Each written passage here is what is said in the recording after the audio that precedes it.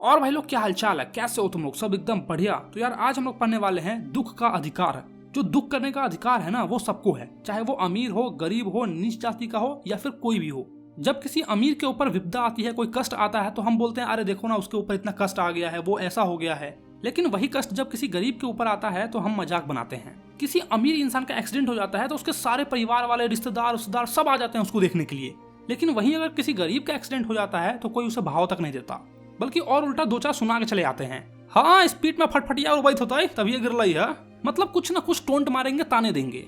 आज के इस चैप्टर में ऐसी एक कहानी पढ़ने वाले हैं और तुलना करने वाले हैं कि जब अमीर के ऊपर कोई विपदा आती है तो कैसा लोग रिएक्ट करते हैं, और जब कोई गरीब के ऊपर विपदा आती है तो लोग कैसा बोलते हैं। सबसे पहले जो हमारे लेखक है ना वो पोशाक के बारे में कुछ बातें बता रहे हैं, यानी कि कपड़ों के बारे में। वो हमें ये समझाना चाह रहे हैं कि जो कपड़े हैं ना वो लोगों को डिफरेंशिएट करती है। अगर आपने अच्छे कपड़े पहने हैं तो लोग आपको ज्यादा भाव देंगे, लेकिन वहीं आपने कोई फटे पुराने कपड़े पहन रखे हैं तो लोग आपको घृणा की नजर से देखेंगे, उतना भाव उतना अटेंशन आपको नहीं देंगे।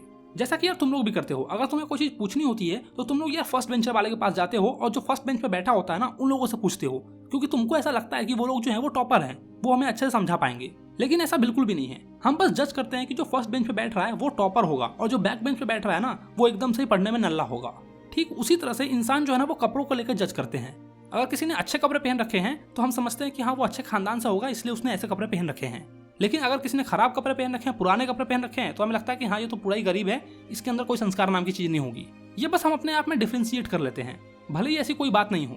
जैसा कि आजकल जो है वो आईफोन वगैरह को लेकर ट्रेंड चल रही है। अगर किसी के पास आईफोन है तो हम कहते हैं अरे यार ये बंदा कितना अमीर होगा ना, इसके पास तो आईफोन है। और अगर किसी के पास वो बटन वाला फोन आता है ना, कीपैड, अगर वो है तो हम कहते हैं जा छी, इस जमाने में भी ये फोन चला रहा है, पक्का ही गरीब होगा। लेकिन मैं तुम्हें बता दूं, बड़े बड़े जो अमीर लोग हैं ना वो भी कीपैड चलाते हैं। खैर चलो देखते हैं कि हमारे जो लेखक है वो क्या कह रहे हैं। वो कहते हैं मनुष्य की पोशाक उन्हें विभिन्न श्रेणियों में बांट देती है, यानी कि अलग अलग कैटेगरीज में बांट देती हैं। पहले के जमाने में पोशाक ही समाज में मनुष्य का अधिकार और उसका दर्जा निश्चित करती थी। पहले यही होता था, जो ऊंची जाति के होते थे वो अच्छे कपड़े पहनते थे और जो नीची जाति के होते थे वो काफी पुराने कपड़े पहनते थे, या फिर यूं कह लो कि अमीर लोगों के उतारे हुए कपड़े पहनते थे। वो हमारे लिए अनेक बंद दरवाजे खोल देती थी। परंतु कभी ऐसी भी स्थिति आ जाती है कि हम जरा नीचे झुककर समाज की निचली श्रेणियों की अनुभूति को समझना चाहते हैं। उस समय ये पोशाक ही, ये कपड़े ही बंधन और अड़चन बन जाती है। बिल्कुल सही बात है यार, तुम अपने पे लेके देखो। अगर तुम्हें किसी गरीब की मदद करनी है जो फुटपाथ वगैरह पर बैठा होता है तो हम यह चाह कर भी नहीं कर पाते हैं, क्योंकि हम सोचते हैं कि अगर मैं इसके पास बैठूंगा या फिर इसके पास जाऊंगा तो मेरे कपड़े गंदे हो जाएंगे, और ये सोचकर हम यार वहां से चले जाते हैं। वही चीज हमारे लेखक बोल रहे हैं। आगे वो इस चीज को एक एग्जाम्पल से समझा रहे हैं। जैसे वायु की लहरें कटी हुई पतंग को सहसा भूमि पर नहीं गिर जाने देती है, उसी तरह खास परिस्थितियों में हमारी पोशाक हमें झुकने से रोक देती है। अब वो हमें एक बूढ़ी औरत की कहानी सुना रहे हैं जो कि गरीब थी और उसका 23 साल का बेटा मर गया था, लेकिन सब उसका मजाक उड़ा रहे थे, चैन से उसको रोने तक नहीं दे रहे थे, उसके बेटे के मरने का गम भी मनाने नहीं दे रहे थे लोग। ऐसी स्थिति और परिस्थिति हो जाती है। तो चलो देखते हैं। लेखक बताते हैं बाजार में फुटपाथ पर कुछ खरबूजे डालियों में और कुछ जमीन पर बिक्री के लिए रखे जान पड़ते थे। खरबूजों के समीप एक अधेड़ उम्र की औरत बैठी रो रही थी। खरबूजे बिक्री के लिए थे, परंतु उन्हें खरीदने के लिए कोई भी आगे नहीं आ रहा था। खरबूजों को बेचने वाली तो कपड़े से मुंह छिपाए सिर को घुटने पर रखे फपक फपक कर रो रही थी। पड़ोस की दुकानों के तख्ते पर बैठा या बाजार में खड़े लोग उस स्त्री के संबंध में बातें कर रहे थे। उस स्त्री को रोना देखकर मन में एक व्यथा सी उठी, पर उसके रोने का कारण जानने का उपाय क्या था। फुटपाथ पर उसके समीप बैठ सकने में मेरी पोशाक ही व्यवधान बन खड़ी हो गई।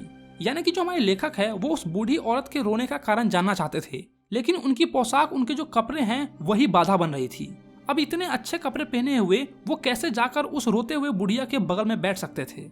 अगर वो बैठते तो पता नहीं बाजार के सारे लोग उनको क्या बोलते। इसीलिए वो कह रहे हैं कि मेरी पोशाक ही, यानी कि मेरे जो कपड़े हैं वही बाधा बन रही थी। आगे वो बताते हैं कि एक आदमी ने घृणा से एक तरफ थूकते हुए कहा, क्या जमाना है, जवान लड़के को मरे पूरा दिन नहीं बीता और ये बेहाया दुकान लगा के बैठी है। वहीं दूसरे साहब अपनी दाढ़ी खुजाते हुए कह रहे थे, अरे जैसी नीयत होती है अल्लाह भी वैसी बरकत देता है। सामने के फुटपाथ पर खड़े एक आदमी ने सलाई की तीली से अपना कान खुजाते हुए कहा, अरे इन लोगों का क्या है, ये कमीने लोग रोटी के टुकड़े पर जान देते हैं, इनके लिए बेटी बेटा खसम लुगाई धर्म ईमान सब रोटी का टुकड़ा है। परचून की दुकान पर बैठे लाला जी ने कहा, अरे भाई उनके लिए मरे जिए का कोई मोल ना हो, पर दूसरे के धर्म ईमान का तो ख्याल करना चाहिए। जवान बेटे के मरने पर 13 दिन का सूतक होता है और यहाँ सड़क पे बाजार में आकर खरबूजे बेचने बैठ गई। 1000 आदमी आते जाते हैं, कोई क्या जानता है कि इनके घर में सूतक है। कोई अगर इसके खरबूजे खा ले तो उसका ईमान धर्म कैसा रहेगा? क्या अंधेरा है यार। यहाँ पर ना सब लोग उसकी बुराई कर रहे हैं बिना ये जाने हुए कि वो औरत क्यों आई है बाजार में खरबूजे बेचने। गरीब है इसलिए सब उसका मजाक उड़ा रहे हैं, लेकिन अगर वही वो अमीर होती तो किसी की हिम्मत नहीं होती बोलने की। पास पड़ोस की दुकान से पूछने से पता लगा उसका 13 वर्ष का जवान लड़का था। घर में उसके बहू और पोता पोती है। लड़का शहर के पास 1.5 बीघा भर जमीन में कछियारे करके परिवार का निर्वाह करता था। यानी कि 1.5 बीघा भर जमीन में खेती बाड़ा करके अपने परिवार का गुजारा करता था, वही उसकी रोजी रोटी थी। खरबूजे की डालियां बाजार में पहुंचाकर कभी लड़का स्वयं सौदे के पास बैठ जाता तो कभी माँ बैठ जाती। लड़का परसों सुबह मुंह अंधेरे बैलों में से पक्के खरबूजे चुन रहा था। गीली मेर की तरावट में विश्राम करते हुए एक सांप पर लड़के का पैर पड़ गया। सांप ने लड़के को डस लिया। लड़के की बूढ़ी माँ बावली होकर ओझे को बुला लाई। झाड़ फूक हुआ, नाग देवता की पूजा हुई। पूजा के लिए दान दक्षिणा चाहिए। घर में जो कुछ आटा और अनाज था दान दक्षिणा में उठ गया। माँ, बहू और बच्चे भगवाना से लिपट लिपट कर रोए, पर भगवाना जो एक दफा चुप हुआ तो फिर न बोला। भगवाना यार इस लड़के का नाम है जो कि यार सांप के डसने से मर गया। सर्प के विष से उसका सारा बदन काला पड़ गया था। जिंदा आदमी नंगा भी रह सकता है, परंतु मुर्दे को नंगा कैसे विदा किया जाए? उसके लिए तो बाजार की दुकान से नए कपड़े लाने ही होंगे, चाहे उसके लिए माँ के हाथों के छन्नी ककना ही क्यों न बिक जाए। सही बात है, चाहे घर का सोना चांदी ही क्यों ना बिक जाए, लेकिन अगर कोई इंसान मरा है तो उसको हम सही ढंग से ही जलाएंगे या फिर उसका कार्यक्रम करेंगे जो भी होता है।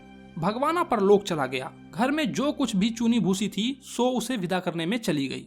बाप नहीं रहा तो क्या, लड़के सुबह उठते ही भूख से बिलबिलाने लगे। दादी ने उन्हें खाने के लिए एक खरबूजा दे दिया, लेकिन बहू को क्या देती?